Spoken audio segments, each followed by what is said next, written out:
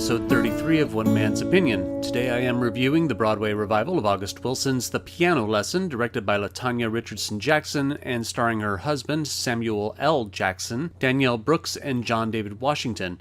The play is running through January 15th at the Ethel Barrymore Theater at 243 West 47th Street in New York City.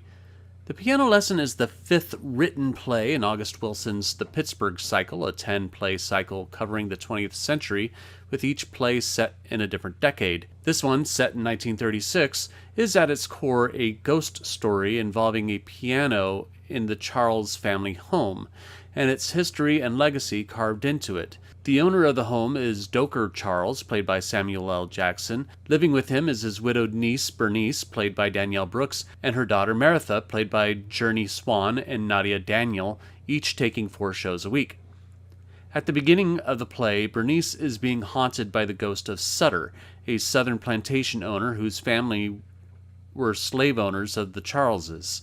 Sutter is responsible for the death of Bernice's father, who stole a piano that has ornate carvings of the Charleses family history, carved by Bernice's great-grandfather. That piano now prominently sits in the living room of Doaker's home. When Bernice's brother boy Willie, played by John David Washington, arrives with his friend Lymon, played by Ray Fisher, with the intention of taking the piano to sell it in order to use the money to buy portions of the Sutter farm for himself, Bernice refuses to let him have it, as they both share ownership of the piano. Boy Willie already has one portion of the land and is looking to buy 2 more portions, one by selling a truckload of watermelons with Lymon and the other by selling the piano.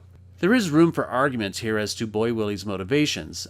I think it's a mix of personal greed with a false belief that he is honoring his family's legacy by buying the land they literally slaved over for so many years. Washington does a good job in expressing that sense of vindictive righteousness, but I do wish he was a bit more tempered at the beginning of the play. Part 1 of his plan has already been completed, and Part 2 is more or less going as planned. There's no reason for him to come in as hot as he is from the top of the play about getting the piano sold. By the time the second act rolls around, it gets a bit tedious. I think part of this is Wilson's fault in the text, but Washington could have pulled back some at the start and ratcheted it up as the story progresses, building a sense of desperation. Then there's the issue of Sutter's ghost, effectively represented by projection designs by Jeff Sugg and lighting by Japhy Weideman. Bernice recruits the help of the local pastor, Avery, played by Trey Byers, who is a bit green as a pastor and is looking to wed Bernice, to exorcise the home of Sutter's spirit. I love Brooks's performance. She has a steadfastness when it comes toward Boy Willie and the piano, but she gives a delightful longing to Bernice when it comes to possibly falling in love again, now that her husband has been dead 3 years. Brooks's action, under the direction of Latanya Richardson Jackson, is delicate, sensitive, but also laced with a bit of humor during her Act 2 scenes with Avery and Lymon. Humor is a rather intelligent element for the piano lesson. Though themes of haunted family legacy pervade the storyline, Latanya Richardson Jackson does not shy away from August Wilson's comic wit throughout, especially around Doaker's hard-drinking piano-playing brother Whining Boy, played by Michael Potts, and Fisher's dim-witted yet affable Lymon. The anchor of the play, though, is Samuel L. Jackson, who gives a well-tempered performance as Doaker, who is inclined to let the 2 feuding siblings deal with the problem of the piano without his interference, but will step in as necessary to respect Bernice's wishes if Boy Willie tries to go too far. He gives the expositional monologue on the history of the piano and does so with haunted deliberateness and is spellbinding to watch.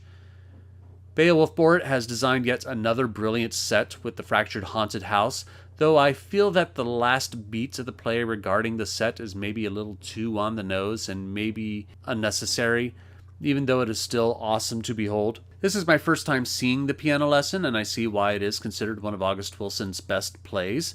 It is a riveting ghost story, not just Sutter's ghost, but the ghosts of our ancestors who stand watch over us. Washington's performance can be a bit one-note and redundant at times, but the story still hits. There is a film version of The Piano Lesson currently in pre-production with Denzel Washington, John David Washington's father, producing it, which according to its IMDb page has this actual cast scheduled to be in it. I'm wondering if this is sort of a soft opening for the film or a test run to get the cast ready for the film version when they start shooting. The most recent news I've seen is that it is set to premiere on Netflix, but I do hope it gets at least a brief big screen run because it's a great story. And if you can't make it to New York City to see it on Broadway, a second opportunity will present itself hopefully soon. But I am only one man's opinion, so be sure to leave yours in the comments below. If you'd like to see the piano lesson, I'll leave a link in the description where you can get tickets. Like, share, and subscribe to support my channel, and click the notification bell to be alerted to future reviews. Apparently, August Wilson is the playwright to produce at the moment, as my next review will be on Playhouse on Park's production of Fences. So thank you very much for watching, and I will see you at the theater.